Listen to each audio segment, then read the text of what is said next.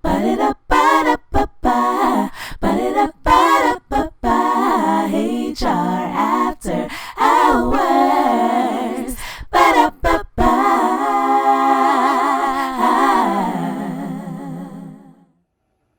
Welcome to HR After Hours with Hope. I am your host, Hope Malvo. Thank you so much for joining me today. I would be remiss not to mention the state that our country is in with the coronavirus. My heart, my prayers go out to everyone who's dealing with it, who has a loved one that's suffering from it. And the country is mourning because it has made, and it's just been an amazing impact on our economy. It has just been crazy. So I thank everyone for their social distancing, like we're staying out of each other's way, and hopefully this is a time to really reflect and be with your family and talk now. Get off social media. Get on YouTube though, because that's where I'm gonna be with this video. But outside of that, guys, just let's just stay in prayer and let's stay connected and let's stay together. I think together we can do anything, and love conquers all. So let's just pass all of our love to each other. So my heart and prayers do go out to everyone who's been affected personally by this virus. So because of this virus, I wanted to also come on here and talk to people who are now working from home.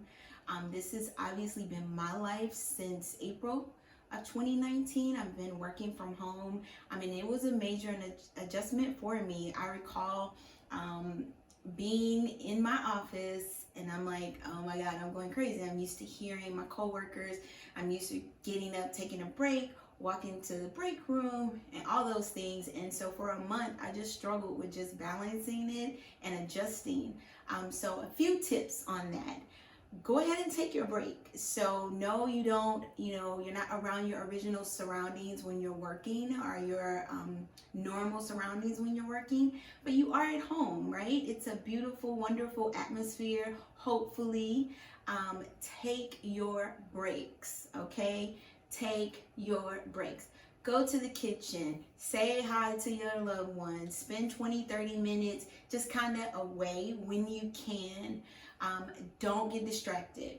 So for me, it was really easy to get distracted because nobody was coming to my desk and asking me questions and all of that. So I had a lot of time to just kind of look at my computer, and that's where I did most of my work. So I would hit Facebook and I would be on other Instagram and other sites. And so I did get distracted a lot at first. So a schedule is always good. So that means I'm getting up at 7 a.m., go ahead and put on clothes, make up your face, comb your hair, whatever you would normally do. Of course, don't get fully dressed, but you could put on some jeans and press your shirt. And because when you have done that, you're telling yourself, hey, I'm gonna go do something.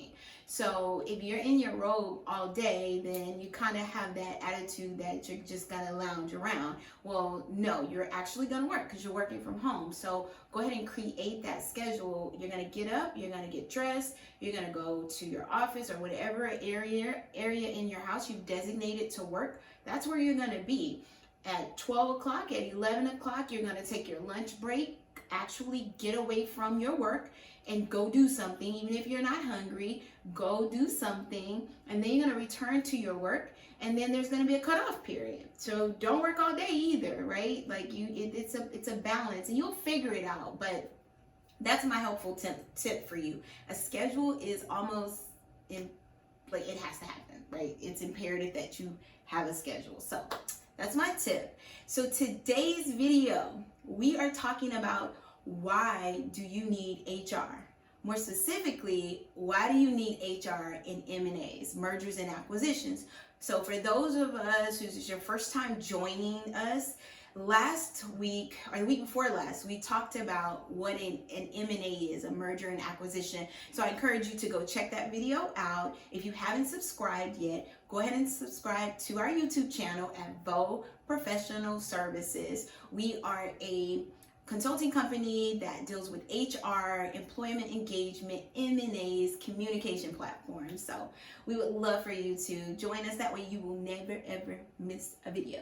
Okay, let's get started. So why do you need HR? So I know a lot of companies that have gone through an M&A and a merger and acquisition, and they don't have HR. Not only do they not have HR, they don't have an HR advisor, they don't have an HR of any sort, a consultant or anything, and oftentimes it's a major fail.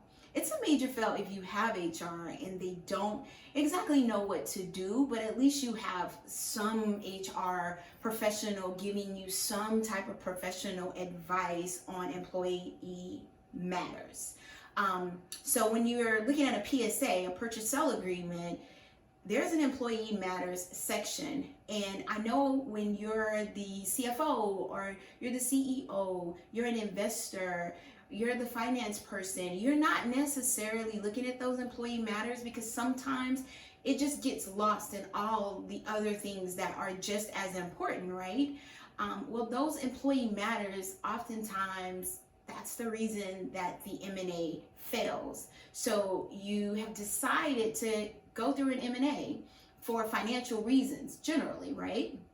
So why would you risk the money you can make because you just didn't think of HR? So I'll give you some reasons, some statistics as to what happens when you don't have HR, and then we'll talk about some things you need to just focus on when you're going through an M&A in general as it relates to HR. So let's get started.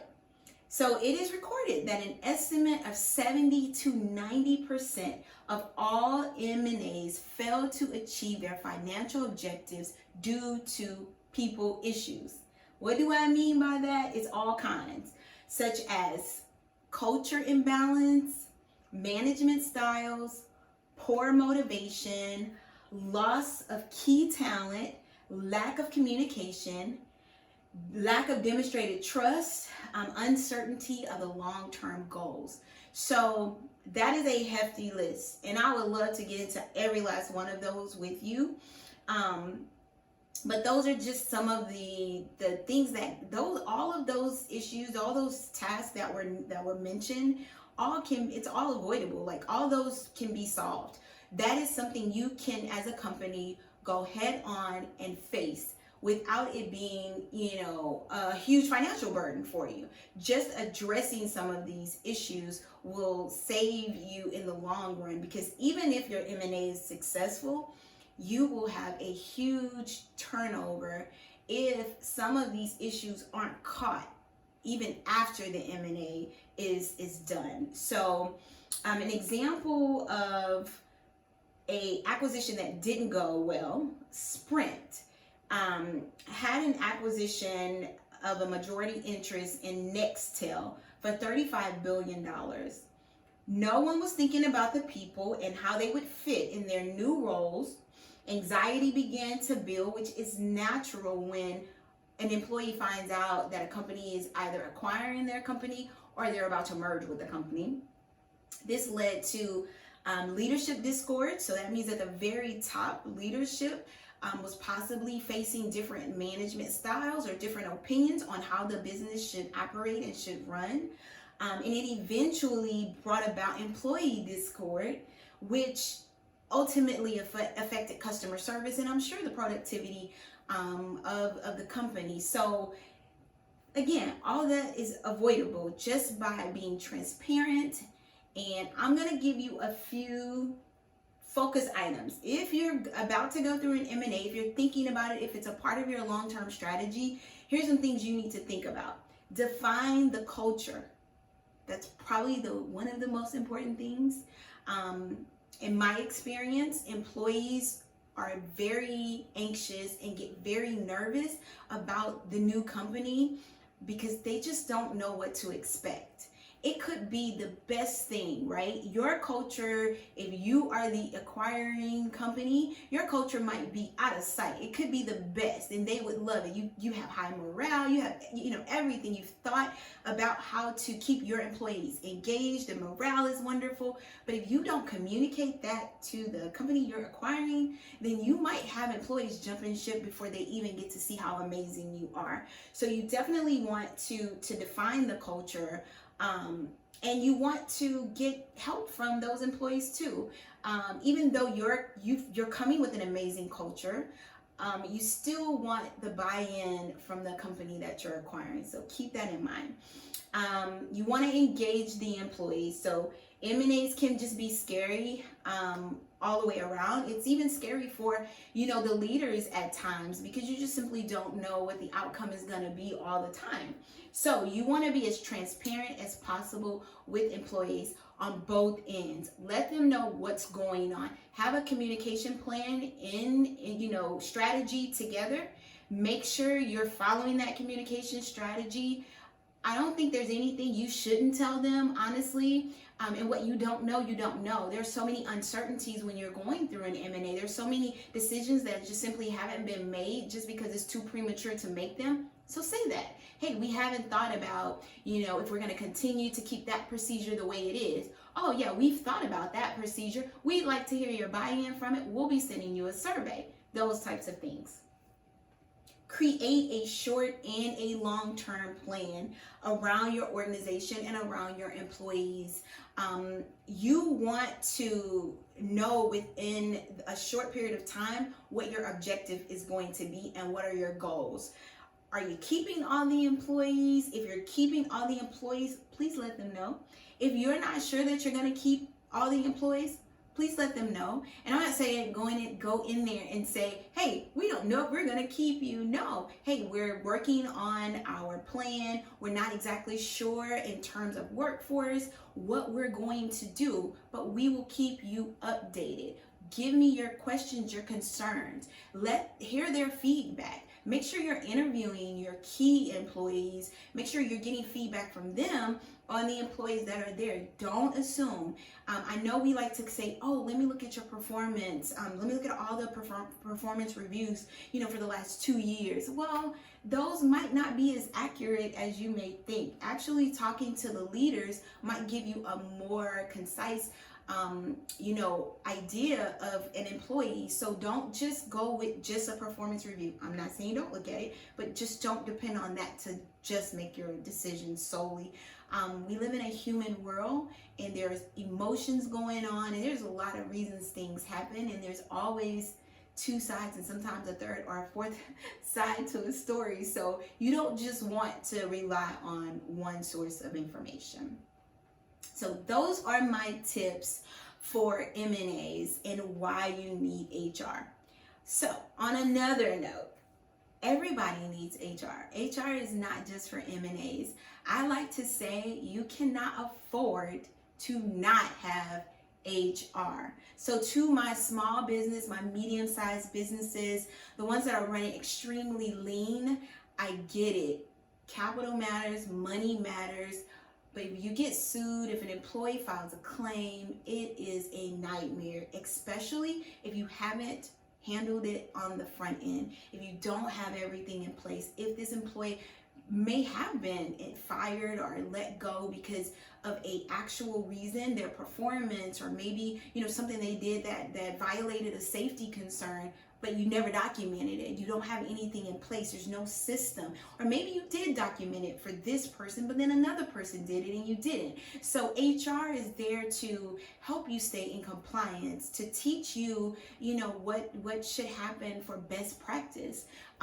So I know it sounds scary when you're looking at your money. You're like, I don't know if I could balance that. So don't hire a full-time HR person. And I'm not saying this just because I'm in HR. I'm really saying this because you need to protect your company. You do a lot of work and you are amazing at what you do. So you want to hire an expert that is amazing at what they do. So the HR matters, making sure you have a pretty solid HR framework. And then you don't have to hire someone possibly, to work full time, there are other options out there. You can get you can outsource your HR. You can have an HR consultant that you put on a retainer for, affordable price that just comes in and talks to you about certain employee relations matters, or maybe you're going through a performance review, you just call them for that, or maybe you just have a consultant. Whenever you call them, they know your organization, they vetted it, they know everything about your history, and then they can make suggestions based on that. I just believe that every company needs to have some sort of HR present, whether it's outsourced or not. So I was looking at, I told you guys in the last video, I get my information from Morning Brew. You guys should sign up for their newsletter. It's amazing. But they sent over some really funny, some funny stories. So I want to share them with you, and hopefully you can get a laugh out of it like I did. I literally laughed out loud on this one. So they said, this is someone who's working from home now due to the coronavirus. The employee said, left NYC to go home to my parents' house. I was presenting to 100 plus people, and my dad walked through at 9:30 a.m. yelling, "Is it too early for a drink?" I just thought that was so funny. I would have said, nope, it's 5 o'clock somewhere. Go ahead and have your drink, Dad.